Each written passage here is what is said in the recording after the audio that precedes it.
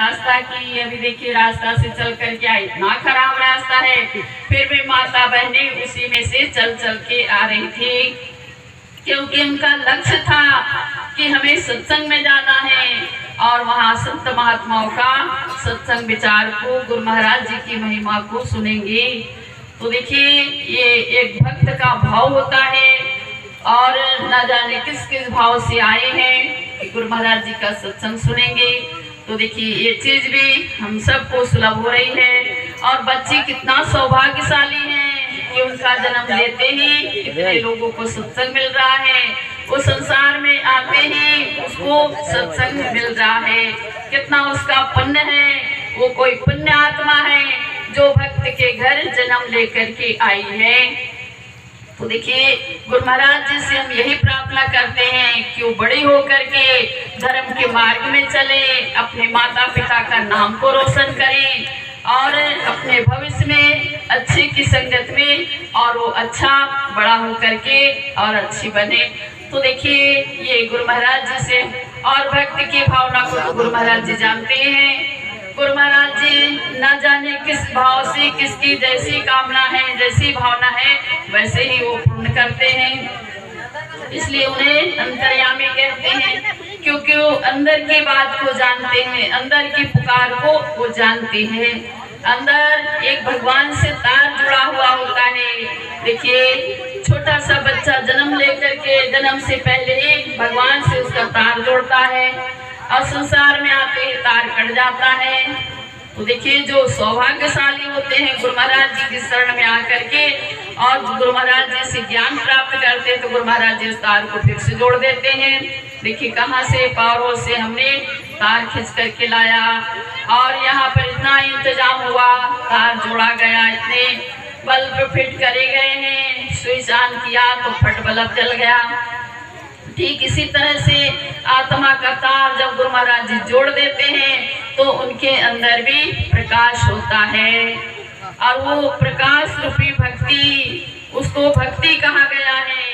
भक्ति देखिए वो भक्ति कैसी है, रामचरितमानस के अंदर बताया, परम प्रकाश रूप दिन राती, नहीं चाहिए कछु दिया घृत बाती, राम भक्ति चिंतामणि सुंदर, बसहि गरुड़ जाके उरे अंदर। देखिए वो भक्ति कैसी है, परम प्रकाश स्वरूप वो भक्ति है और उसको गुरु महाराज जी की कृपा से नहीं देख सकते। जब उनकी कृपा होती है तो भक्ति को देखा जाता है कि वो ओरे माने हृदय के अंदर ही वो भक्ति हमारी है और वो है चिंतामणि के समान। चिंतामणि से कहते हैं जो एक नग में कितने 7 रंग चमकते हैं, जिसके हजारों रुपए कीमत होती है। और इसी तरह से वो परम प्रकाश रूपी भक्ति वो चिंतामणि के समय जिसका प्रकाश होता है, जिसका उजाला होता है। और बाहर के उजाला को सब देख रहे हैं, ये सारे चराचर के जितने भी प्राणी हैं, जीव है, सब देख रहे हैं, हम भी देख रहे हैं, तो कौन सी बड़ी बात है। लेकिन उस परम प्रकाश को कोई नहीं देख सकता गुरु महाराज जी की कृपा के बिना। तो देखिए वो है और के अंदर, वो हृदय के अंदर बसी है भक्ति और गुरु महाराज जी उसे जनाते हैं जो उनके शरण में आते हैं। गुरु महाराज जी एक चुंबकीय शक्ति है और हम एक सड़े गले लोहा के टुकड़े के समान हैं। चुंबक से स्पर्श करते हैं तो देखिए वो कैच करता है, सबको लगातार जोड़ देता है। ठीक इसी तरह गुरु महाराज जी ने हम सबको जोड़ दिया, उस परम शक्ति ने हमें सबको जोड़ करके रखा। और देखिए फूल तो अनेक होते हैं लेकिन धागा एक ही होता है, उसमें अनेक प्रकार के फूल को पिरो देते हैं तो एक सुंदर सा हार बन जाता है। ठीक इसी तरह से न जाने आप कहाँ के हैं, हम कहाँ के हैं, लेकिन न जाने कौन से गुण पर दया निधि रीझ जाते हैं, कृपा निधि रीझ जाते हैं। उन्होंने हमारे हजारों गुण को नहीं देखा, एक गुण के ऊपर दया कर दिया। तो देखिए ये कृपा उनकी है, ये मेहरबानी उनकी है, इसमें हमारा कोई सौभाग्य नहीं। जैसे दुनिया में लोग रहते हैं ऐसा ही हमारा भी जीवन था। तेरी बंदगी से पहले मुझे कौन पूछता था, और देखिए जब गुरु महाराज जी से हम जुड़े तो कितना सम्मान मिलता है, कितना आदर भाव मिलता है। किसके पीछे? गुरु महाराज जी के पीछे। कहीं भी जाते हैं प्रेमी का इतना आदर भाव होता है और इतना उनको सम्मान मिलता है। तो देखिए ये सब कृपा। और रिश्तेदार के घर पर आए, किसी के घर भी जाएंगे तो भाई एक दिन तो अच्छा कर देंगे आदर भाव, दूसरे दिन कहेंगे कि चले जाते तो अच्छा रहता। बहुत दिन हो गए, कब तक सेवा खातिरी करेंगे, ये नहीं है, वो नहीं है, ये नहीं है। प्रेमी लोग देखिए अपने बच्चे को नहीं खिलाते होंगे पुड़ी बना करके, खीर बना करके, पकौड़ी लेकिन साधु संत जाते हैं तो कितना आदर भाव होता है। तो ये सब गुरु महाराज जी की कृपा से होता है। हम इस योग नहीं थे, ये सब उनकी दया है, उनकी कृपा है। तो देखिए ये सम्मान, ये मान भाव, ये सब गुरु महाराज जी की कृपा से मिलता है, सभी को मिलता है जो उनसे जुड़ते हैं। तो देखिए किसी को घर में जाकर के चूल्हा जलाने की जरूरत नहीं पड़ेगी, आपके आने से पहले पूरा इंतजाम हो गया। चकाचक भंडारा मिलेगा, पूड़ी पकौड़ी जो भी भाई लोगों ने इंतजाम किया है, तो ये सब देखिए गुरु महाराज जी आपके आने से पहले इंतजाम कर देते हैं। तो ये कदम उठाने की जरूरत है। भगवान कहते एक कदम बढ़ाओगे तो मैं तुम्हारे लिए 100 कदम बढ़ता हूँ, 100 कदम बढ़ा करके मैं तुम्हें अपनाता हूँ। मेरे लिए थोड़ा सा खर्च करके तो देखो, मैं तुम्हारे अंदर समृद्धि ना भर दूं तो कहना। मेरे लिए थोड़ा सा आंसू कड़वे वचन सह करके तो देखो, तुम्हें दुनिया की गुलामी से न छुड़ा दूं तो कहना। मेरे लिए आंसू बहा करके तो देखो, तुम्हारे अंदर सागर न भर दूं तो कहना।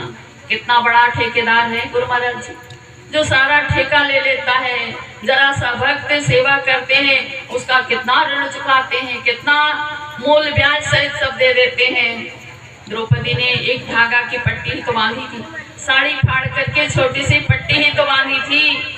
भगवान ने देखिए कितना हजारों गज की साड़ियां द्रौपदी के लिए कुर्बान किया, कितना सिर बढ़ाना पड़ा। तो देखिए ये सत्संग तो एक बहाना ही है गुरु महाराज जी से जुड़ने का, और ये सब बड़ा सौभाग्य है कि हम गुरु महाराज जी से जुड़े हैं और ये कृपा। तो ऐसा ही हमारा जीवन भी बीते, ऐसे खुशहाल में, ऐसा ही संत समागम में हमारा जीवन बीते।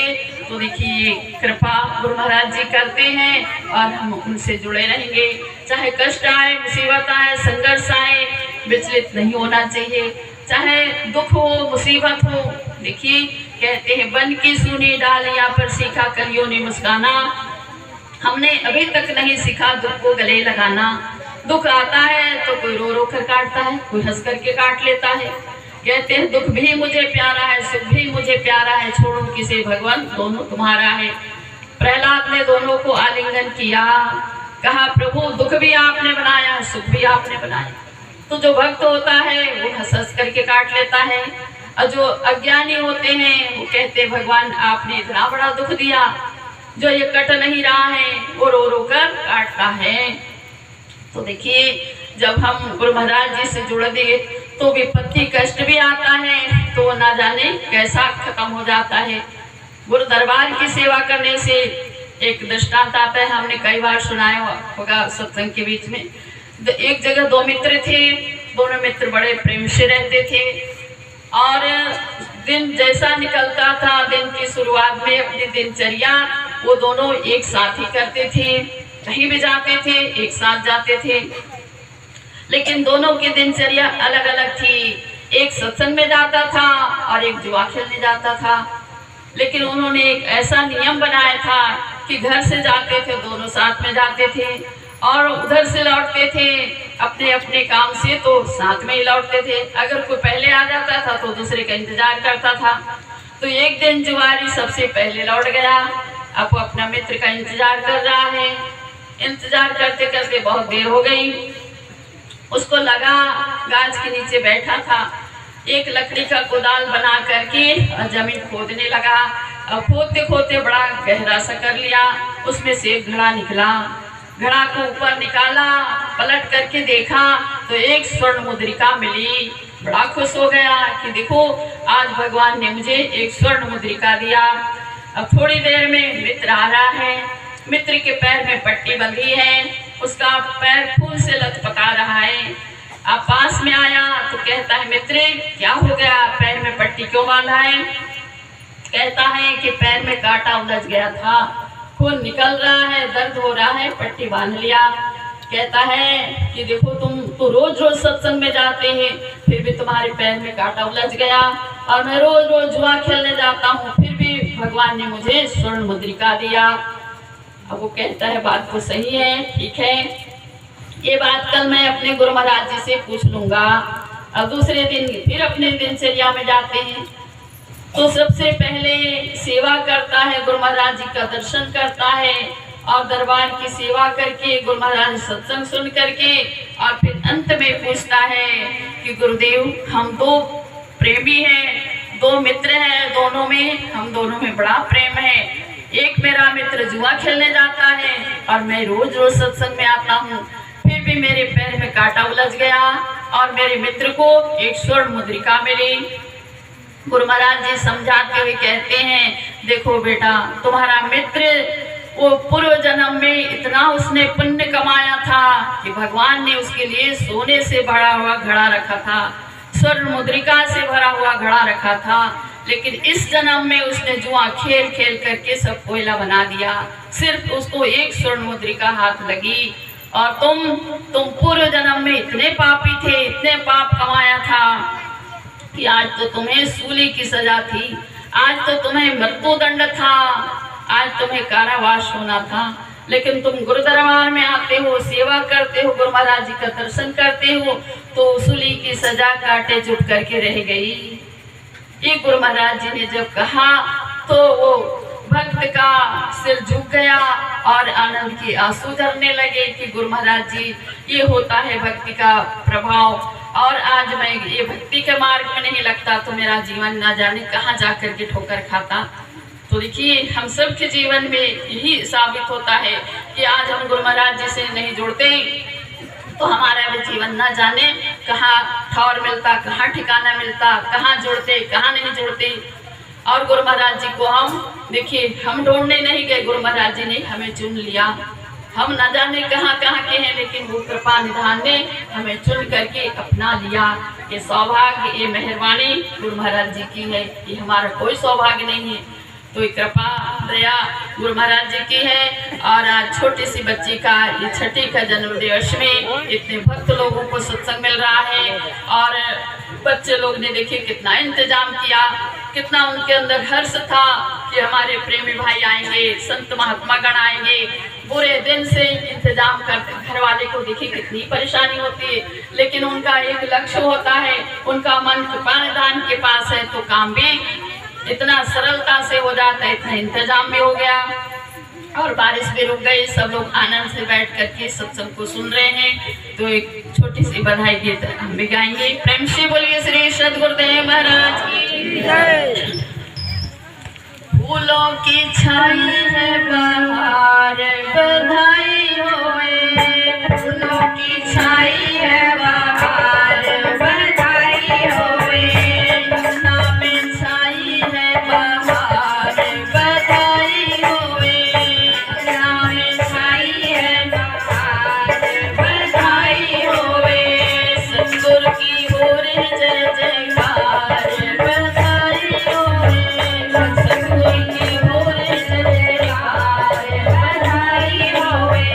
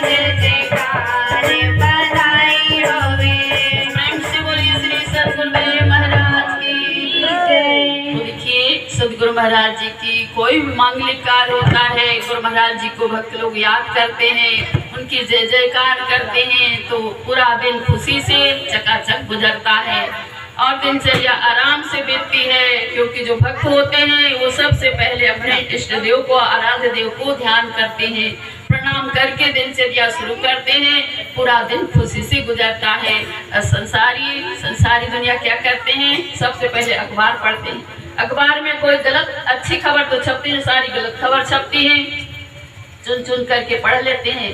सुबह सुबह खाली दिमाग रहता है, सारी गलत खबर दिमाग में सेट हो जाती है। कर्म कहाँ से अच्छा बनेगा, जो सोचा है, जो दिमाग में भरा है वही तो सामने आएगा। इसलिए दिन की शुरुआत भगवान का नाम लेकर के, कहे हनुमंत विपत्ति तब हुई जब तक सुमरण भजन न हुई। भजन तो करना ही पड़ेगा। भजन 3 अक्षरों से बना है। भजन के अंदर कोई मात्रा नहीं, भोजन के अंदर मात्रा लगाया। भोजन के अंदर इसलिए मात्रा लगाया कि भोजन कब करना चाहिए, कहाँ करना चाहिए, किसका करना चाहिए, किसका नहीं करना चाहिए, कब करना चाहिए, कब नहीं करना चाहिए। इसलिए देखिए भोजन को भी मात्रा दिया गया है। और भजन में, भजन तो आठों याम होता है, उसमें कोई रुकावट नहीं है, निरंतर हो रहा है। उस गुरु महाराज जी की प्रभु की कृपा से उसे जान करके और हम भजन सुमिरन करेंगे तो हम सबका जीवन महान बनेगा, सफल सार्थक होगा। जो कुछ भी सुना है अपने जीवन में धारण करें, अपने मनुष्य जीवन को महान बनाए, सफल सार्थक करें। अब स्टेज पर विराजमान पूज्य महात्मा जी हैं, उनके सत्संग विचार को हम सभी लोग बड़े प्रेम से ध्यान से श्रवण करेंगे। एक बार सभी लोग ऊंची आवाज में दोनों हाथ ऊंचा करके जय घोष करेंगे। प्रेम से बोलिए श्री सद्गुरुदेव।